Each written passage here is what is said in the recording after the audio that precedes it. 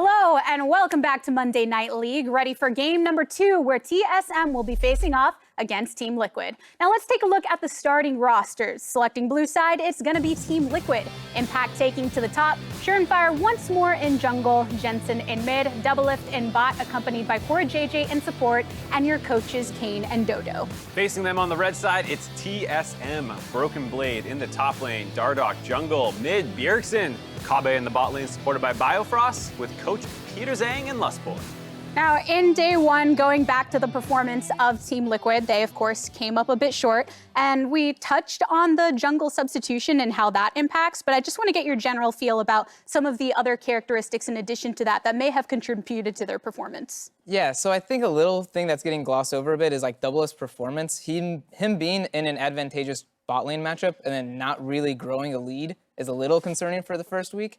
And then as well, like, I know Shernfire was the one who got caught that enabled C9 to get the Baron, but Doublelift was the one who was mispositioned around their defense and actually got caught, and that's why C9 was able to close the game in our shortest game so far. Yeah, I think it's very easy to pinpoint, like, Baron lost from this one guy, the substitutes play, but it wasn't like it was this dominant first 15 minutes, which we saw out of Team Liquid all summer long last split. So there's definitely more going on. Yes, you have already said at the top of the day, jungle is the most important position for like building team synergy because so many lanes depend on him, the support as well, working together for vision control. So, you know, some of that stuff can also be influenced by the jungler, but I mean, it wasn't like the rest of the team was hard smashing and like, oh, this one idiot just threw the whole game for us.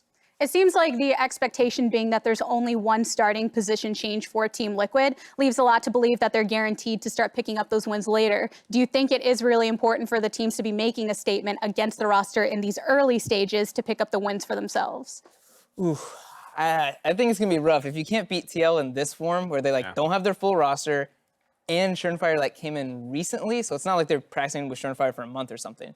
Like, this is the time to pick up your wins against TL. It's like, this is do or die right Yeah, and they didn't even really boot camp at all, right? So Team Liquid is probably one of the least practiced teams right now because they're probably in the mindset, we're gonna have a really long year, we're amazing, we're gonna be going to MSI, we're not gonna get that many breaks, we'll take it slow in the beginning of spring. And now they're like, all right, we're gonna lose a little bit, whatever. So teams need to beat them now because like Prawley said, they're just gonna keep ramping up. For a bit of a refreshment on TSM, you both made a note earlier about how the draft ended up impacting their first results. Yeah. It was it was one of those ones where you saw a very similar draft here out of actually EG, who just picked up a win. They had the same exact 4 champions aside for a Mordekaiser in the top lane instead of the Rumble, which isn't like it's that much more engaged or anything, but you saw how different it is when you're not playing into a poke team. The side of 100 Thieves had to move forward. They were short range, so you got fine without having that much engage. Yeah, so this is kind of a weird situation where we did blast the draft yesterday, and this is a case where it's like, yeah, the draft is so similar, but they're not playing against the same thing, so it kind of means the draft actually has like a lot more playability than it did yesterday. And I think Jizuke kind of like popping off on LeBlanc. That made it easier. Yeah, if he wasn't that strong, maybe we would run into the same like comp issues. Right, if Bjergsen had solo killed and then got a couple side lane kills on the LeBlanc, we probably would have been like, oh yeah, the draft is fine for TSM.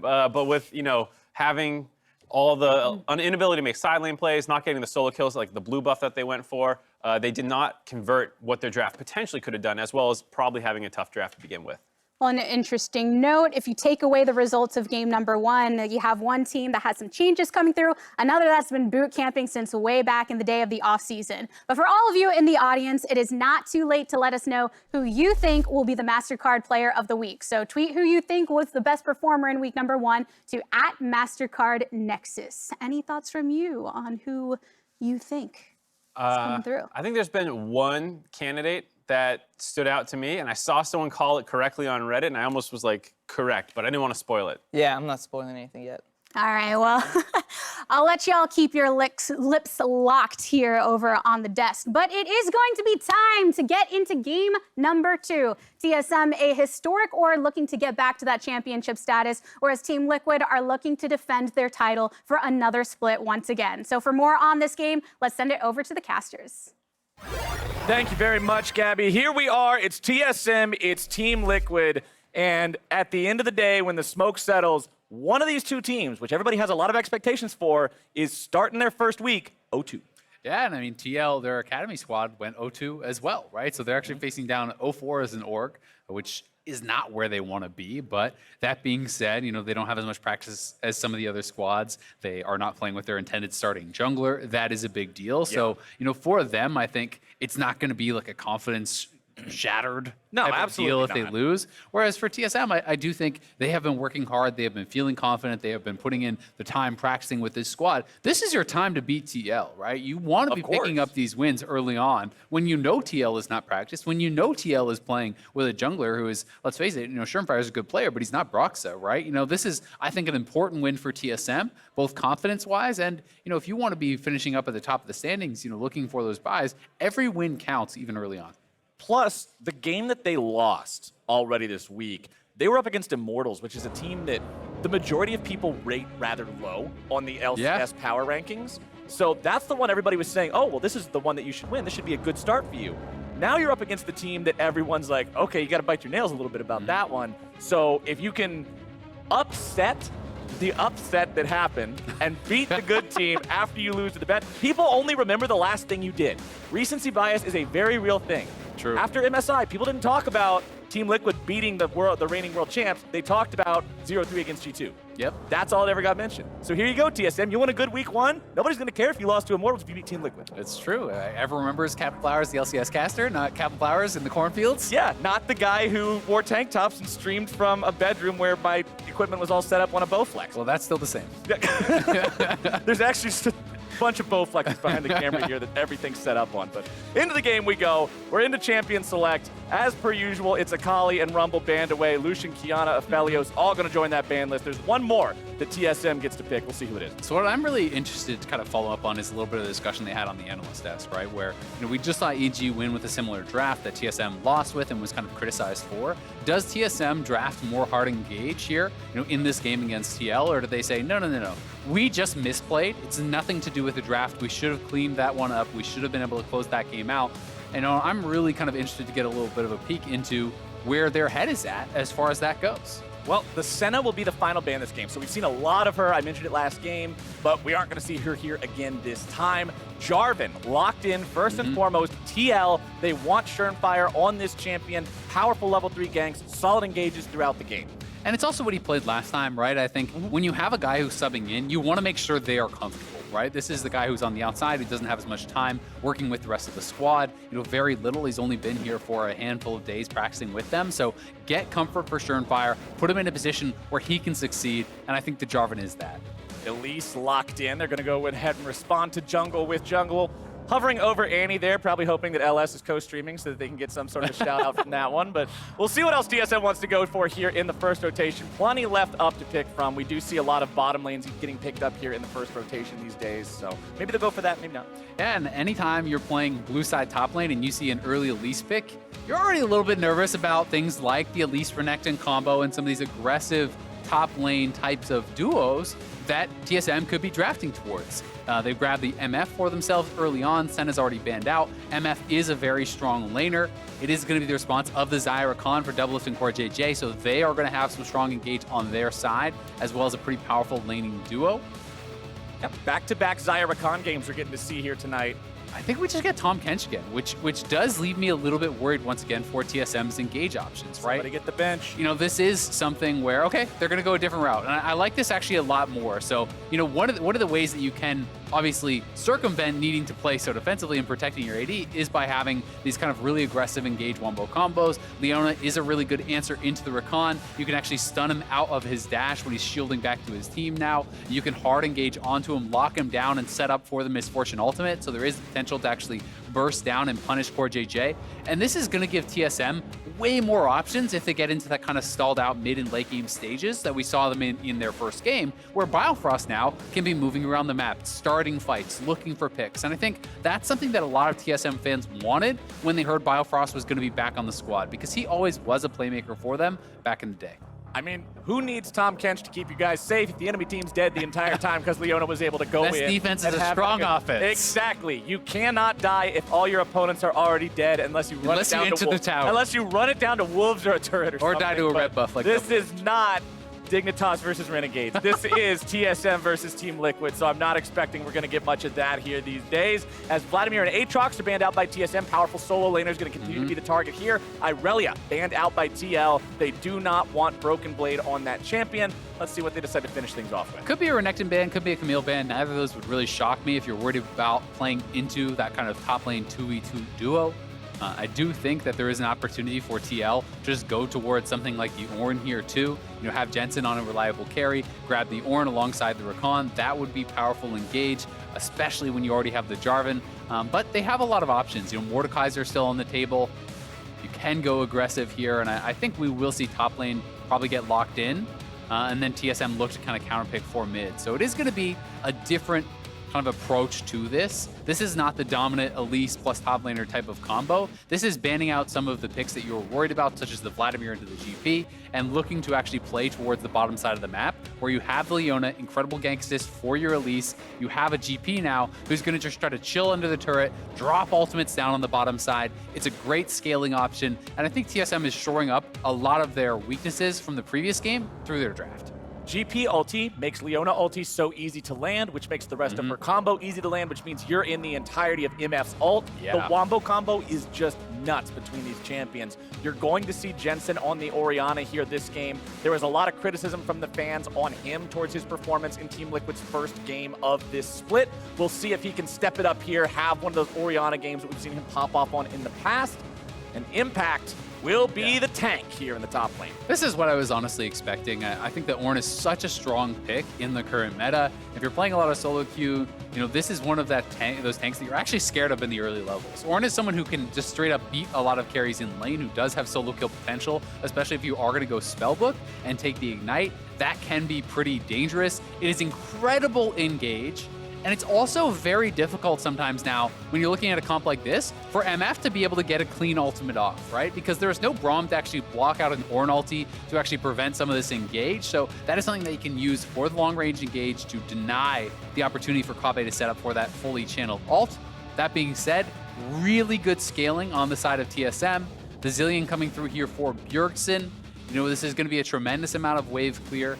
And also, a lot of kind of support here for Kobbe, who is going to be their main consistent damage dealer when you look at these team fights. And I'm still remembering games where Bjergsen was able to take this Zilean to the late game, have 2 or 3 ultimates over the course of a drawn-out team fight. The man knows his way around this champion. It's always fun to see just how close him and his teammates can get to dying before he knows, okay, this is when we actually need the ultimate.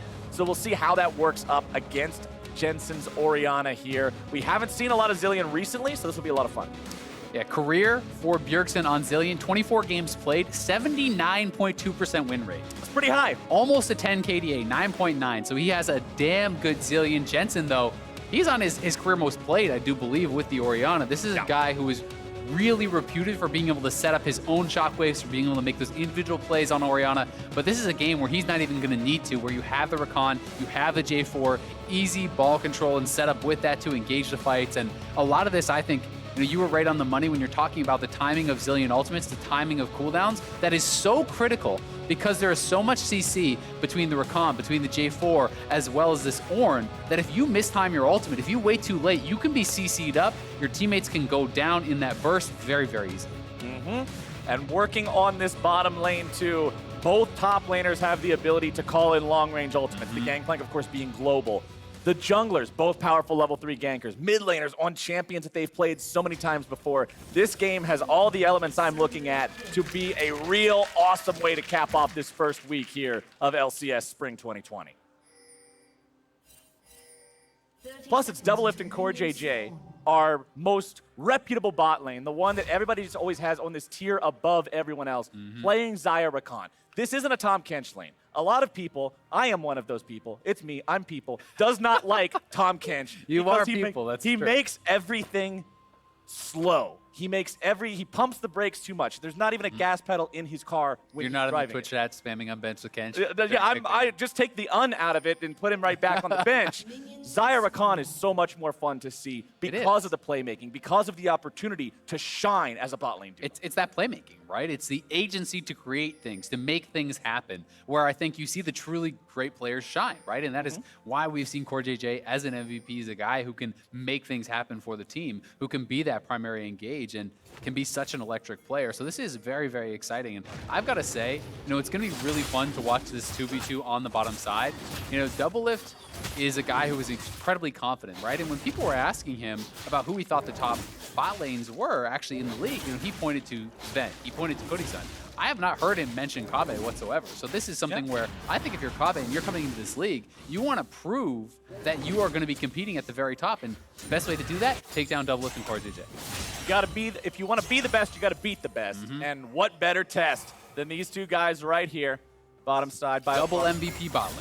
Yeah, Biofrost just hanging out here inside the brush. Top side, you can see Broken Blade getting pretty aggressive onto Impact early on in this lane. Grasp the Undying on the Gangplank makes him so very effective at extended trade. It really does. And Impact, he is actually starting Spellbook, so your early laning is weaker. This ward has not yet spotted Shernfire, and Broken Blade could be in trouble. He's level 1. Broken Blade just getting level 2. Step backwards so he does not get knocked up by the Shernfire combo. He still takes a little bit of damage there, but keeps all summoner spells intact, and honestly, he's in good shape. Yeah, that was great. Being able to actually be in range for the experience, level up, made him quite safe, and then the fact that he had the little sidestep on the knockup, guaranteed nothing was going to come from that.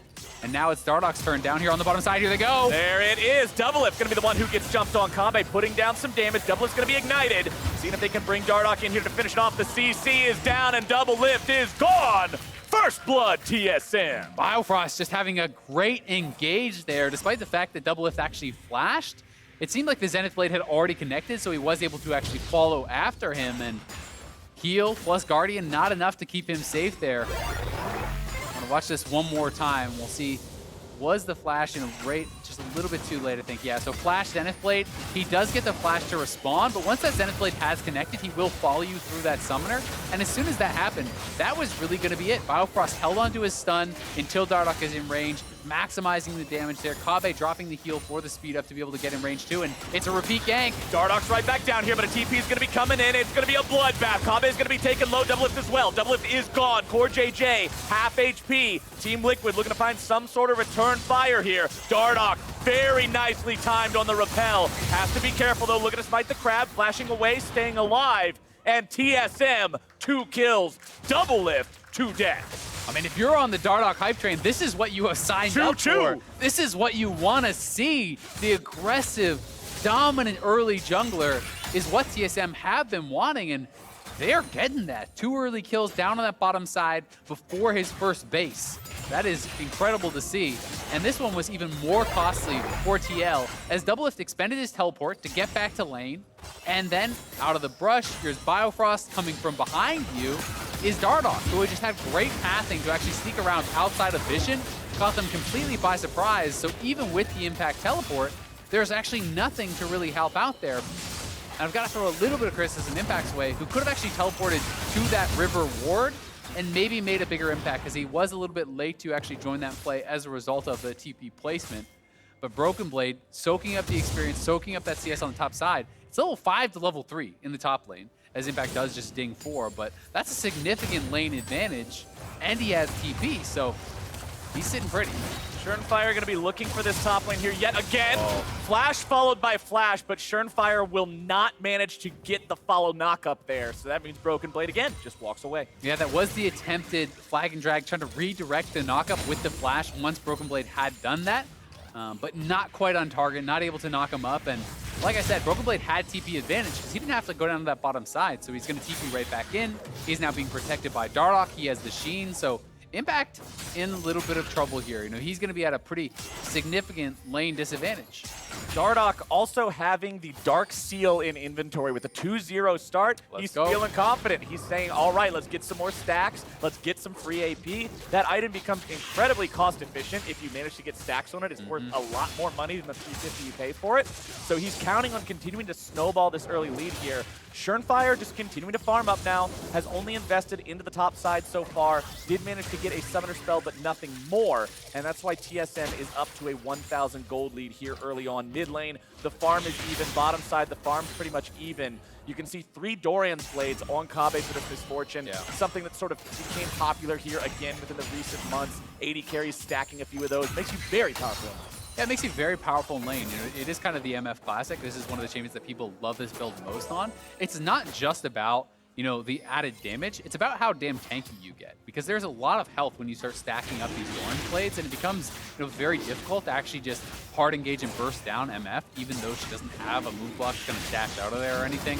You have a tremendous amount of lifesteal to stay healthy. It's just really investing heavily into this laning phase, and we'll see if Shernfire wants to try to steal this. He can blast cone in for the potential smite. Pulling it away just to make sure it stays out of his range, and TSM will successfully secure the first Drake of the game for themselves, just shy of 7 minutes in. Ocean Drake under their belt, and Cloud will be number 2 that spawns about 5 minutes from now. Yeah, Ocean always feels so nice having that in-combat regen. You know, it is something that I think, you know, that affects the top lane most if you're going to be playing this isolated lane, and you are a tank, right? You're relatively low consistent damage when you are impact on this Ornn, so all of a sudden having that additional HP that you have to work through because of that Ocean Dragon makes it really hard to ever threaten a kill onto the GP.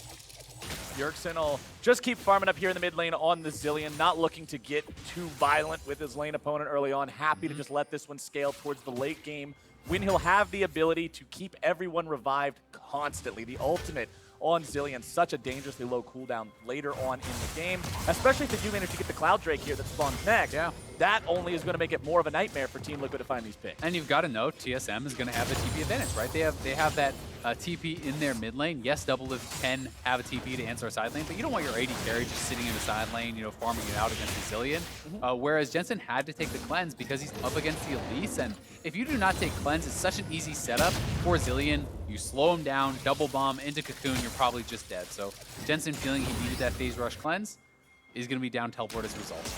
Top side, TSM has rotated their bottom lane here into the top lane instead. And one thing I do want to point out, I want to give praise to Team Liquid. We've been praising TSM a lot for this early game, as we should, because they played it well. But look at the bottom lane CS. Despite the fact that he's the only one who's died in this game, Doublelift was up almost 20 farm before TSM rotated top to catch that wave. He is doing a great job at not letting that bad early game affect him. Yeah, and one of the things that we haven't touched on yet is, despite the fact they got a lot of work down on that bottom side, none of that gold actually really went heavily into Kobbe's pockets, right? He has 2 assists. That's not a big deal as far as the gold injection goes. It's really helped Dardoch out more, who is going to be the one who can hopefully snowball the game for TSM. And Doublelift, he's just working straight towards Essence Reaver. He could actually be going a different direction here as he has that dagger, but I am going to guess he's still just going to rush straight towards that Essence Reaver. And Kobbe, you know, his first item is going to be quite delayed because he invested into the triple Dorms. Biofrost just continuing to walk forward, always threaten the possibility of that engage. The strength of Leona, so powerful right now in the current state of the game, as we're going to see TSM start up the Rift Herald, managing to get their bottom lane into the top side, have everybody around here. It's a 5-man take. Getting one out of the books, Clutch Gaming from last year, just making sure the whole team's ready to go. Eyeball needs one more hit to make sure they secure that one, and there you go. Dardoch will pick it up.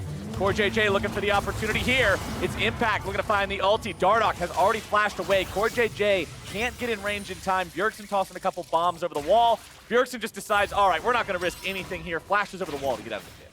Yeah, so it does cost them a couple summoners, and we'll see how much gold they're going to be able to cash in with that Rift Herald. You know, if they could take a turret, that would be incredible. All of the turrets are full health, though, for TL, essentially. No plates have actually been knocked down, so it is unlikely, but should be some more gold in their pockets. And Dardoch has this early completed jungle item. He's going to be out on the map looking to get something done here. Yeah, 4 minutes into this game, TL had a 1,000. We're at a 1,000 gold deficit. Now 10 minutes into the game, it's only a 500 gold deficit, so they're doing a good job of not only just stopping that bleeding, but making sure that TSM can't keep finding anything. And this is always one of the things that people talk about with TL, is that all of their laners are so good, they often just beat you by out-CSing you. They often just beat you by creating these, you know, incremental advantages here and there by being more efficient. And that is one of the things that makes it really, really tough to kind of cement a huge advantage against them, as they are looking for Doublelift. Remember, he has no ultimate. Biofrost did force that, so if he shows up here, he's probably in trouble, but he will walk it out. That time the flash is on time. Gets away from the Zenith Blade. Keep your eyes on Dardoch, though. His hand's still glowing with the purple, means Shelly is ready to summon. 11 minutes into the game means there's still 3 minutes of plate timers left, so he's not particularly in any rush to use it. He's still got it under his belt for a little bit over 2 more minutes. We'll see where TSM wants to drop it. I mean, I think they want to try to crack this top lane turret, right? You know, you send a lot of members up there. It's now down to 3 plates. Shelly will get you 2. So if you can get any sort of a kill, that will set you up very, very well for that. Jensen also going for a bit of a new age build. This is something that's gaining a lot of popularity. Grabbing the Super Soaker here without actually playing Glacial Augment. He has that early Hextech GLP. People are just taking this kind of in lieu of Ludens, right? It is less burst, it is kind of less damage there, but it gives you a lot more utility. And when used, especially in combination with the Phase Rush, it gives you a lot of control in these team fights, right? You're slowing your opponent down, you're speeding yourself up with the Phase Rush, and you can sometimes really kind of outmaneuver them and set yourself up for your own shockwave. Set yourself up for your own kind of fighting gauge a little bit better than you could with something like this. And when you've got a carry on your team like Doublelift, you know you're going to have damage. You don't need the little bit of extra edge that a Ludens would give you over a GLP in particular. If you look at the builds too, Shernfire going with the Warrior on the Jarvan, going for the Chad build, wants to make sure when he goes into gank you, somebody's going to die. Yeah, I mean, you have that pure tank from Impact, the Ornn up on that top side. You know, Rakan is going to be building probably a fairly tanky build. It's just going to be this lane swap here, looking like a trade of towers. Impact just trying to clear out as much of the wave as he can. He wants to just delay this. And, you know, he is going to be able to delay it a little bit, but the Rift Herald is going to come down, and this will be turret going their way. They should have this before TL can crack it up on the top side, but TL will be able to trade that top lane turret. The question is just, how far can TSM go? They are just going to continue walking this down, and we see Jensen and Shernfire making their way over from mid lane, but they're at least going to get another charge here out of Shelly. And plates are still up. That's great for getting money, but it means they do take so much longer to tear down. So you're going to have TL members up there for a while now. Shelly will get that second charge off TSM. So many people still around this bottom half of the map. Yeah, excuse me, and made a little bit of a liar out of myself. I mean, they didn't actually finish off that top lane turret. They will eventually, as Doublelift does TP back up after that Essence Reaver buy, and should be able to grab the solo turret gold, which again, you know, that's something you always have to kind of take into consideration. TSM do get first turret, but that gold is actually split between 4 members who are down there, or 3 members who are down there, whereas Doublelift is going to get all of this in his own pockets, which is almost always more effective. You know, it is just better to have completed items, so funneling all the gold into one carry is going to get you more bang for your buck. That carry, Essence Reaver up and running, has the free boots and inventory from the Inspiration Tree. So often you see AD carries. Free boots and biscuits is just such a good deal. A lot of AD carries always want to go for it. Doublelift has that ready to go, so he's going to be a threat in these team fights if we get to see a bigger fight break out. You've got the Iceborne Gauntlet already completed on Impact. There's a lot of physical damage coming out from both the MF and the Gangplank. And one thing that's also nice that I want to point out, because on the first day we saw some shenanigans happening where Ornn was in the game and his teammates wouldn't buy the stuff he could upgrade. That is a problem when you're playing with a champion like Senna who wants to buy other types of items. But when you've got a traditional marksman on your team and they get an Infinity Edge, it's just so easy. Upgrade that, upgrade the items for the mid laner as well, and have those upgrades on the carries where they really need to be. Yeah, and I want to see, you know, how quickly these guys are actually going to rush towards those items, because we have seen Ornn come out, you know, notably from CLG, where the carries didn't actually then have Ornn upgradable items, right? So you weren't able to get that value. You know, I am assuming that Doublelift will probably just go towards an IE second, which is going to be, you know, that first upgrade, and then you could look for something like a Death Cap on Jensen. Biofrost, he's charmed up, he's bursted down. Jensen catching him out and making sure Team Liquid gets a kill. There's that play, right? You know, he sets himself up with that Hextech GLP, slowing him down to guarantee the shockwave will land. Biofrost had no flash, so Jensen's just kind of alley-ooping to himself on that one and is able to grab a kill for himself. Very well done. Broken Blade continuing to just maintain control on this side lane, though. A Gangplank with a completed Trinity Force isn't too worried about anything Ornn's going to do to him, so he'll be comfortably hanging out here until somebody else from Team Liquid has to come down and stop him. Catalyst of Aeons up on Impact will provide a little bit more sustainability.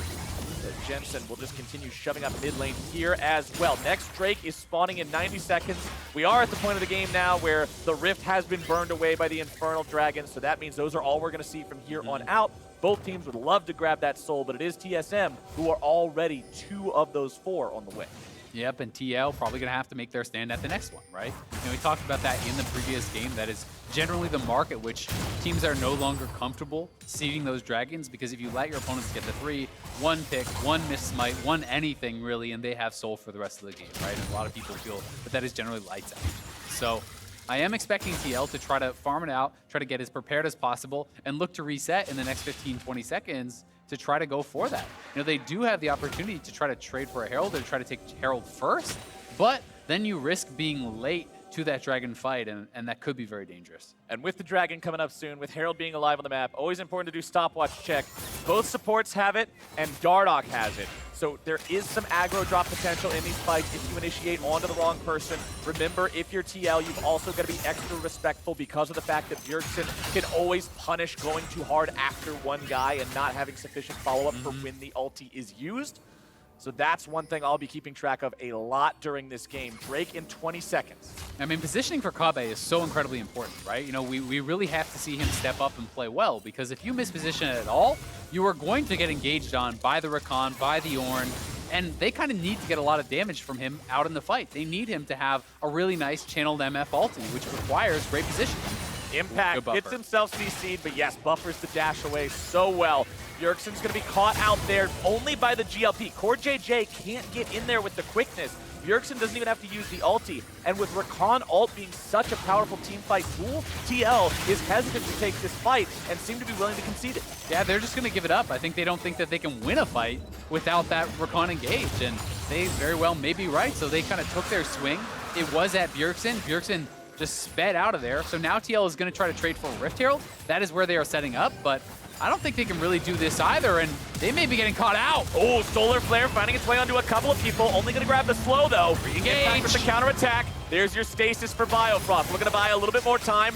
Won't be hard CC'd, but will be exploded. It's Jensen grabbing the second kill of the game for his team. Yeah, one-way trip for Biofrost when they are not able to follow up on that engage. He flashes forward, he looks for the kill. They couldn't do it. TL kited out using the Xayah ultimate. It's hard for TSM to chase through those feathers and look to try to punish and then turn around with that Ornn ultimate. There's no Braum to actually shut down that Ornn engage, so he is going to be really having a good time in this game. Ornn and Xayah ultimates together are such powerful zone control and disengage. Unless all 5 people are on the same page and in range, it's just nearly impossible to ram your head into the wall harder. Yeah, I mean, are you going to run through feathers and an Orianna bottle? It's probably not going to work out very well for you. So here this is one more time. Flash, ultimate comes down, but you'll see Jensen positions the ball forward. There's multiple feathers down there too, so it's a good stopwatch to deny the initial turnaround from Biofrost, but Leona is a one-way champion. The engage has to work, or that is what it looks like. You kind of slowly waddle away as you die, and unfortunately for him, that was the case here. Bjergsen, though, going to be passed off the blue buff, and TSM still in a great spot. They have 3 dragons, and they're going to be 1 away on Soul. They really have 4 chances, right? You know, Soul only goes away if TL takes 4, and they have 0 dragons right now. So TSM is going to have a lot of opportunities to get a potentially game-closing buff for this game. And when you think about it in terms of raw time, this game has been being played for 19.5 minutes. Team Liquid is at a minimum 20 minutes away from a Dragon Soul, which means that's longer than the game's already been played from here till now. So it's quite a while. TSM feeling comfortable in that department at least. You can see Broken Blade working towards the second item here on the Gangplank. Finally, Kobbe getting the first fully completed item done. It seems like Doublelift was done with the Essence Reaver miles ago. Rapid Fire Cannon now completed on that Xayah as well. Let's see what Kobbe wants to go for next. Yeah, so if that looked like a funny exhaust to you, that's Impact just actually cycling through the spellbook. He wanted his teleport back available, so that is why he expended that summoner, you know, kind of working his way through. Jensen, I'm assuming, will be going towards a death cap, and they do have Rift Herald, so they are going to actually drop that. I do believe they actually took it during the replay after killing off Biofrost, so I don't think that was really on screen, and should be able to knock down this mid lane turret here, get themselves some more gold back. Impact now at level 12, so he can access his own item upgrades. In the next subsequent levels, he can start to upgrade his teammates' stuff. So you want to see TL prepared for that. with Doublelift not going for the IE second, you want to see Deathcap probably coming out next for Jensen, so you can look to upgrade that. And I love the Abyssal Mask upgrade for Ornn. The Ornn items are not all created equally. Some of them give better upgrades than others, and the Abyssal Mask is top tier in terms of the upgrade it provides. Over 1,800 gold in added value to the item. That's nuts. absurd. I don't know how that one is so much higher than all the other ones, but upgrading Abyssal Mask is pretty much a priority for Ornn. Yeah, I mean, that's crazy when you think about that. You know, with the combination, depending on how heavily you're going to value the mana, right? Iceborne isn't as good there, you know, as far as the stat efficiency. But even just with those two, you know, you're still getting like a good 2,500 plus gold worth of value. Sunfire and Abyssal are the two best by a lot as far as the item efficiency when you are getting those upgrades as far as the ones Ornn would want to get. But and Sunfire also doesn't have the mana part to it that you have to kind of put a little asterisk over and say, it's not really a combat stat. Yeah, and I mean, when you have an Abyssal already, probably not having too many mana problems on the Ornn, but it is Deathcap second for Jensen, so you love to see that. At 13, that can be upgraded, get the additional AP there. Oh, yeah. And that is kind of just a hidden value, right? So while the scoreboard will tell you gold is basically dead even, when you're adding a good 2,500 gold from the Ornn items onto Impact, and you get another level, you add another 1,000 or so for the death cap, that starts to become, you know, a little bit of a lie. 750 health and 100 magic resist in a single item slot. It's literally a Giant's Belt and a Negatron. You get extra when you upgrade that item. Absolutely it's crazy. Absolutely crazy.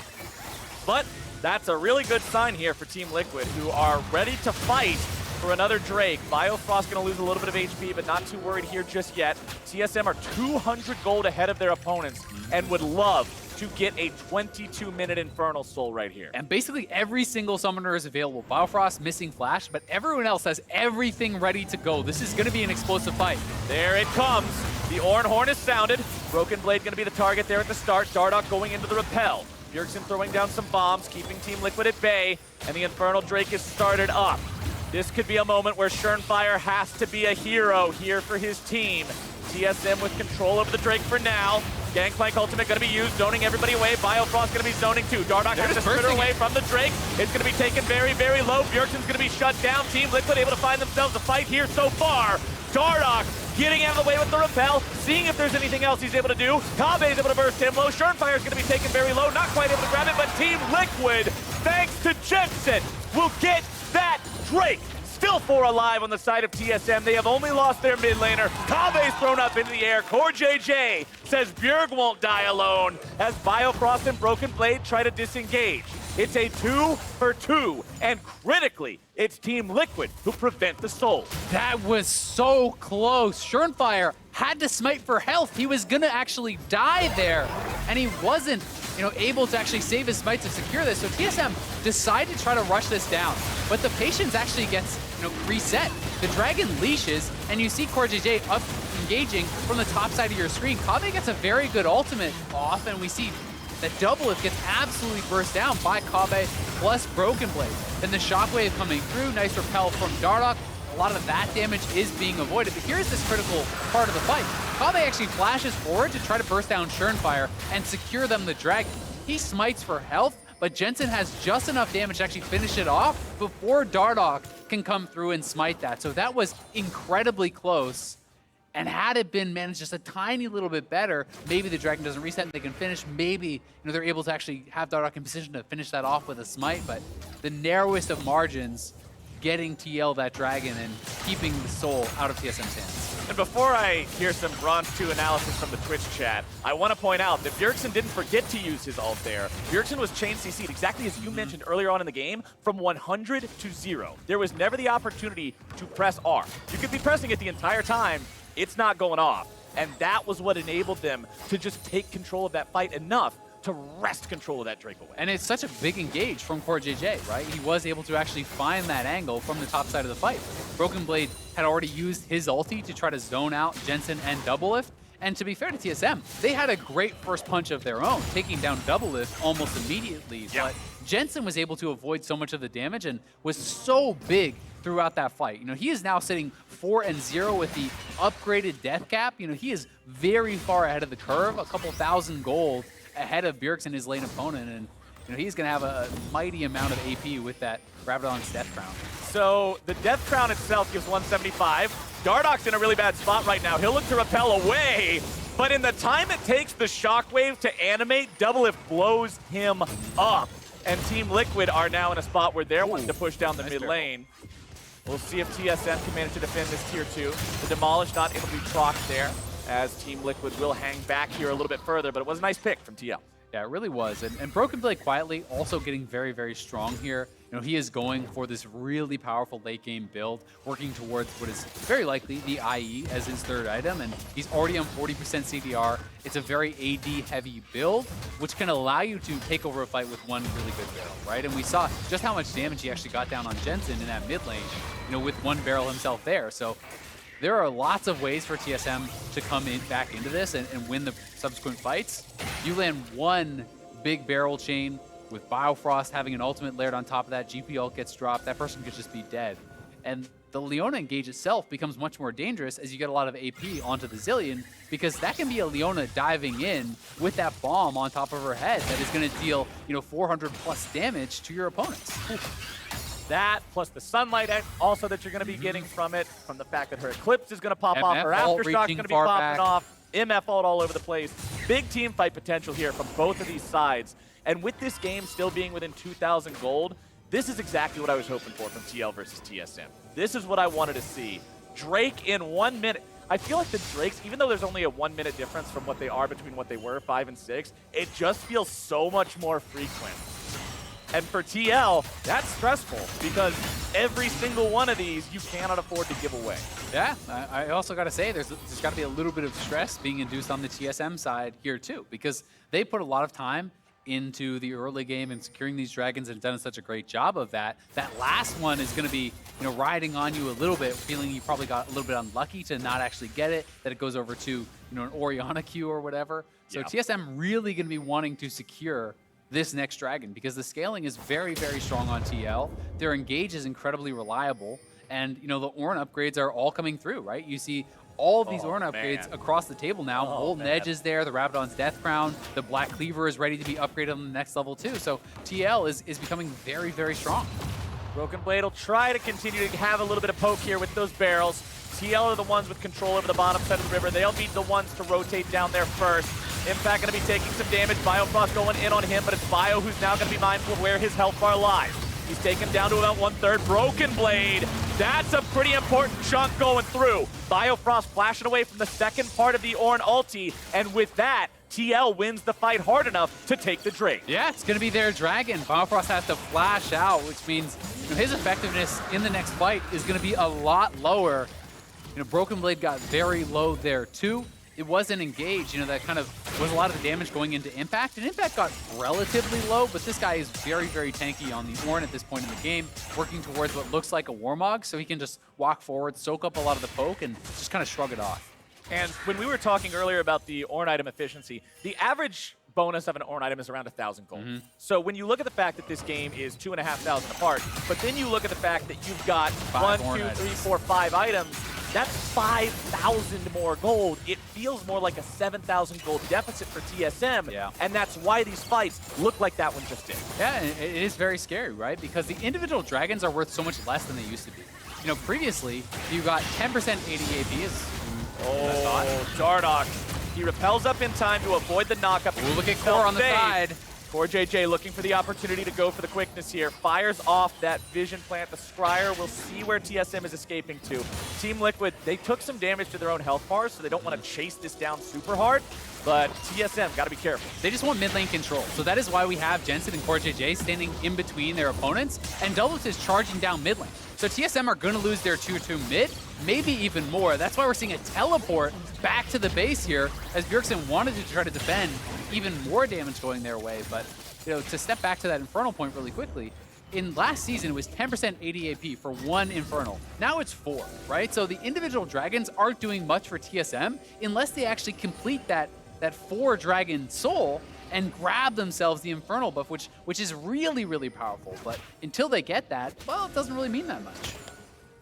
Well, Baron's alive, Drake is not. That's going to be the state of the game here for the next 3 minutes. So you can see the teams focusing their efforts on this northern half of Summoner's Rift. Doublelift will be forced to flash away because you know if you manage to get hit by that slow, the Super Soaker's following up, the rest of Team Liquid's following up, and you're dead. Yeah, I mean, he got tagged by the Super Soaker slows. You know that more damage is going to be coming through. If you repel there's nothing to repel to, so you just die. So Hextech GLP used very well, forces a flash off Dardoch. That is now no flash on your support, no flash on your jungler. And it's a tough position. They're just going to start this up. They know that Broken Blade was down on the bottom side. They at least want Broken Blade's teleport, but I think they just have Baron. It's gone. They know Broken Blade's bottom. They know Dardoch's back in the base. He's pretty scared of going out anywhere when you don't have the flash like that. Very nice take on that there coming out from TL. 3,500 gold ahead of TSM. The bottom side turret will fall. Broken Blade will at least take that tier 2.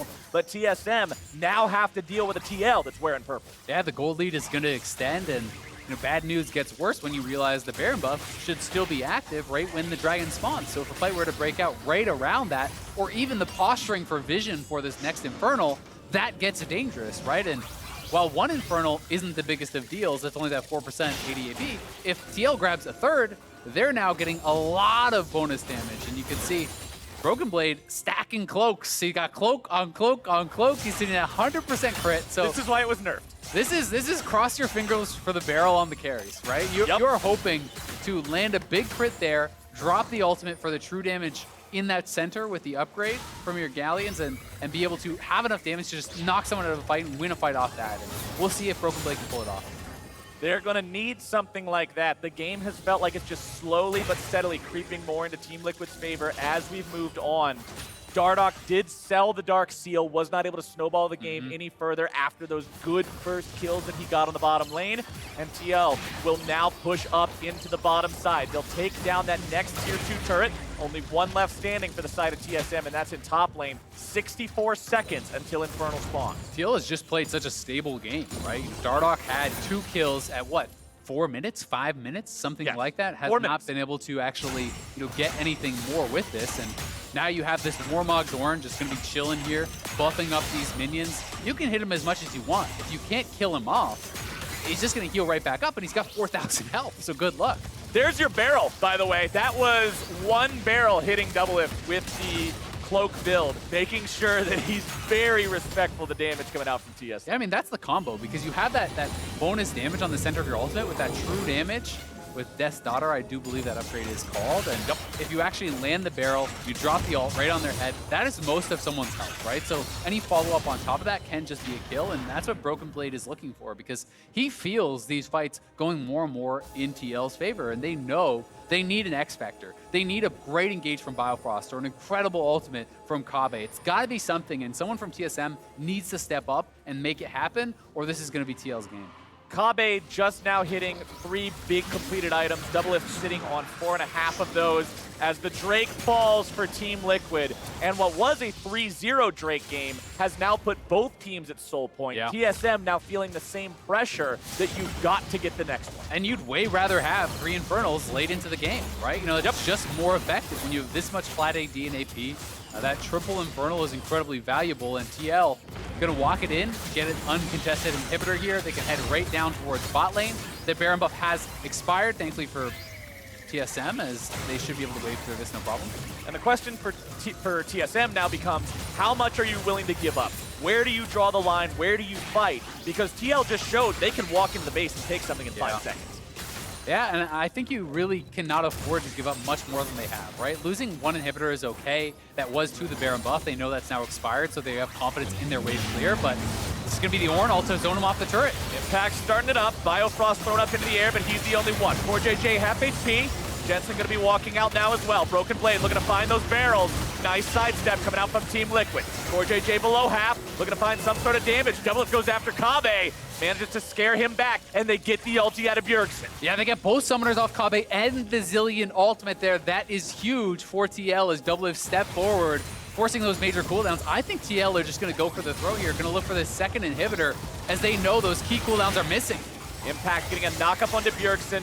Zilean ulti 3/4 of the way back up already. Shernfire doing a good job buffering away from the CC. Biofrost nearly going to be killed right here, down to 5% HP, but Kobbe with a good ulti keeping his support alive, keeping TL zoned off. They will hold the line, but if you are TSM, you are now very nervous about this next dragon. This next dragon spawns in 3 minutes. Kobbe will not have his flash. And as the misfortune, going up against a Rakan with flash, a J4 with flash, and an Ornn with flash, good luck staying safe. That becomes very, very difficult. So TSM have got to get something going for themselves here, have got to establish vision control around that next dragon if they want to stave off the 4 consecutive Infernals and that Infernal Soul, which probably is just going to be lights out if TL get it. And looking in the inventory of CoreJJ, you can see the Shirelia's Reverie now complete for even more engage options. TL knows how hard they've been winning this game, and they know that all they need to be able to do is just find one person on TSM, get that pick, and the game is over.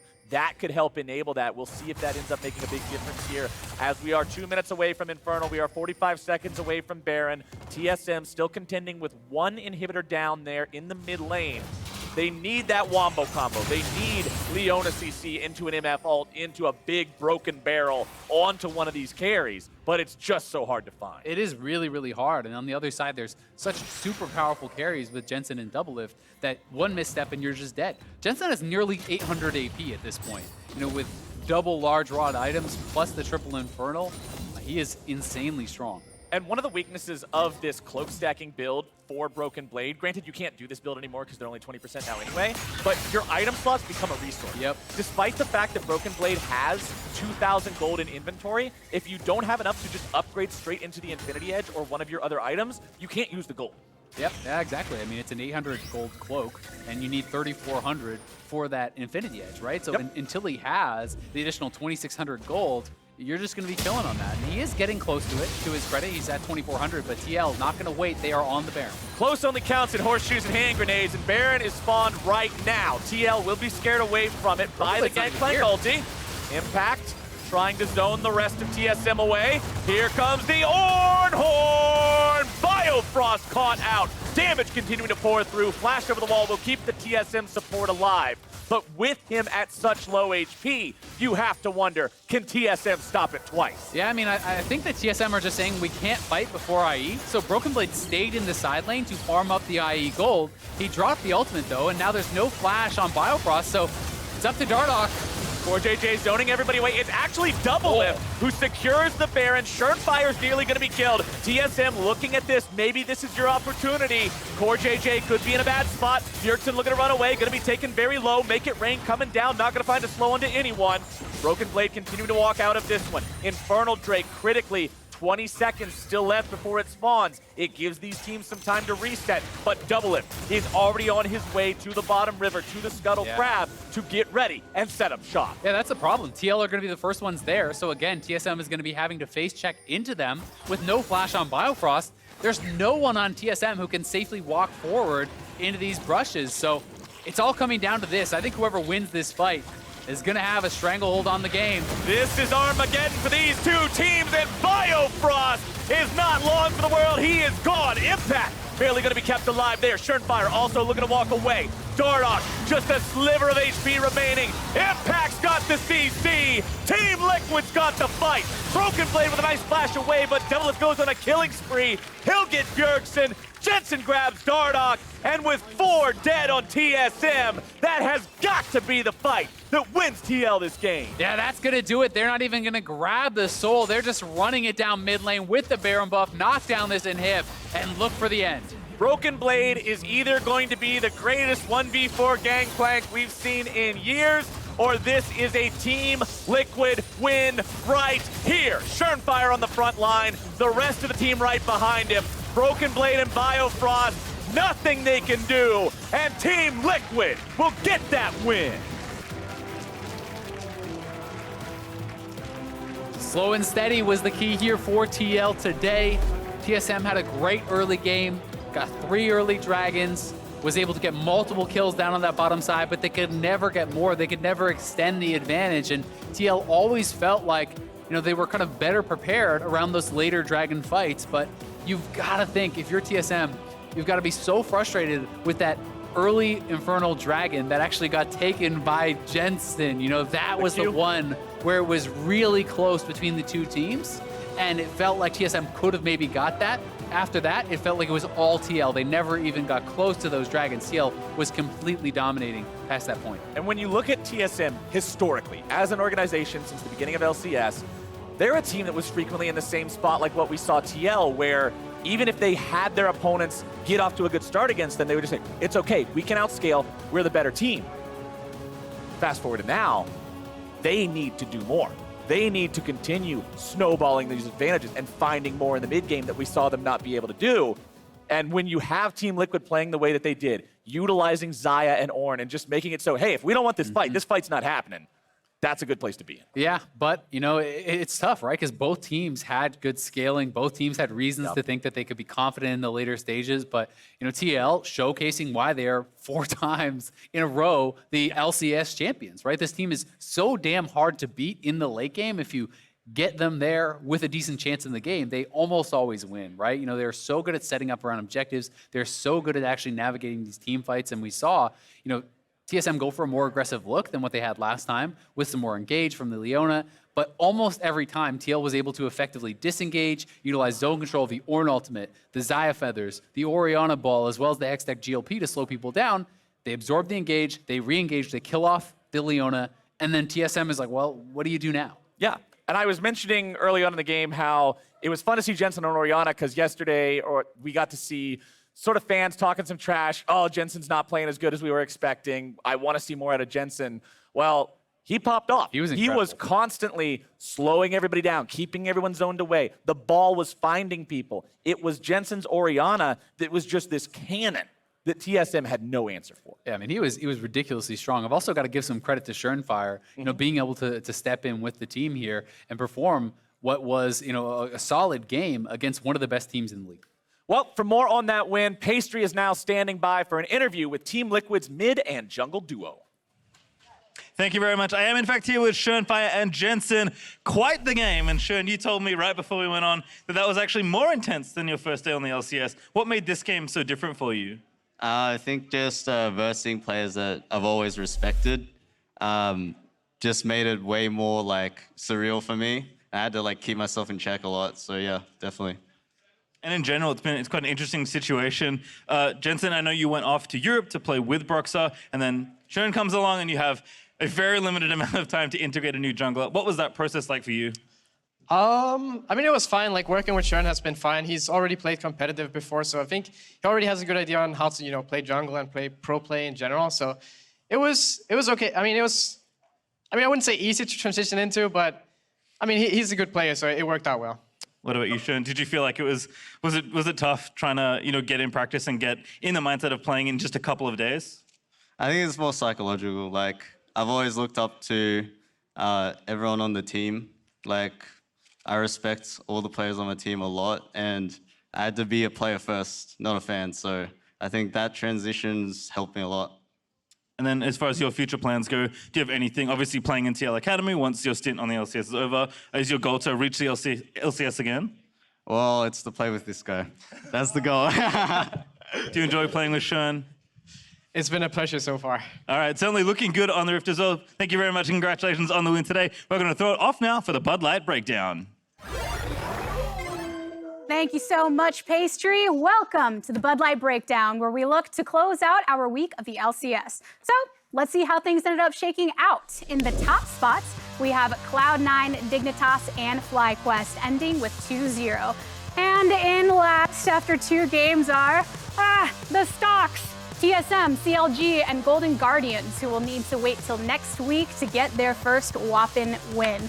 But even maybe more importantly here on the analyst desk, the prediction winners, a bit of a I'm coming for you. All right, not as bad as I One thought. back now. Analyst needs their wins too, but probably unfortunately on the opposite side of that this time. Yeah, this was a painful day for probably stats. It's good that your bad day happened on a day where there's only 2 games. It could have been twice as bad if you had your bad day on the weekend. I planned it that way, actually. Yeah. I was ready to be wrong, but on this day. I'm sure, yeah. Well, and with Monday Night League featuring marquee matchups, when you have Team Liquid and you have TSM both facing off after a loss, someone is bound to come out somewhat disappointed. But with week 1 in the books, we are awarding the first edition of the MasterCard Player of the Week to Dignitas Froggen. Ooh, what a performance he has had so far, indeed. Yeah, I think him not playing at the level he was this weekend, they would have definitely had at least one loss. Yeah, I mean, the first game was super impressive, getting out of the laning phase and playing around Huni, and then himself going into the side lane and dumpstering kids. Then happened again on the Orianna this time around. As people tried to make plays on him, he just kept shutting them down. So really, really impressive stuff. And with so many people looking to Dignitas's return and looking to the aggressive solo lanes, it's always great when you get some of that right off the bat. But this year, with the MasterCard, we will be immortalizing the Player of the Week with a commemorative statue. And to test the technology, our very own Sam Kobbe Hartman, wow, I am messing up his last name. Hartman Kensler volunteered his likeness for our production sample. So each week you can tweet at MasterCard Nexus with who you think will be the MasterCard Player of the Week to have. And for a chance to win this figure for yourself, what would it mean to you both if you got to walk away with a figure of a player? Anything? Could I get one of me though? Yeah, I was gonna say, how are they making these? Can I just show up one day and get one? I don't care about the players, I care about myself. Yeah, I agree with that sentiment. All right, there you go. But let's take a look at some of the games that we have coming up for this next week, because this was just week 1 after all. Game 1 has CLG facing off against 100 Thieves. Then Team Dignitas challenges Team Liquid, and 3 more matches for the start of week 2. Any match in particular that you're looking forward to most? Actually, Team Liquid versus Dignitas. Yeah, don't steal my line. We'll come up with something else. I'll come up with another one then. All right, I'm gonna say 100 Thieves versus CLG because I voted for 100 Thieves this whole time. And I'm expecting another win against CLG. So you are taking after Mark a little bit in his decision to stand by his prediction? Yes. Is it because you don't have any faith in CLG though? Is that the reason? I think it's mostly on CLG. I think soon they will be good. I think week 2 is not their week though. Yeah, I think for me, the Dignitas Team Liquid one is just, even without Shernfire, you see they're still at least a decent team in the LCS. And I'm excited to see Dignitas take down another person who right now might be in that middle clump where they were. Oh, well, thank you to both of you for the wonderful times here in our first Monday Night League. But we are wrapping up things here on this channel. So be sure to make sure that you end up joining everybody for the fun party on twitch.tv/BudLight for the Bud Light League Lounge, where Avali and Riv, the best in the biz, will be wrapping up the week with guests from across the league. Now, alas, that is going to be it for us here on the Analyst Desk for the premiere of Monday Night League. So the rest of your budding excitement will have to be reserved for the Bud Light League Lounge. But on behalf of the Analyst Desk, I want to thank you very much for tuning in. And until next time, good morning, afternoon, evening, and good night.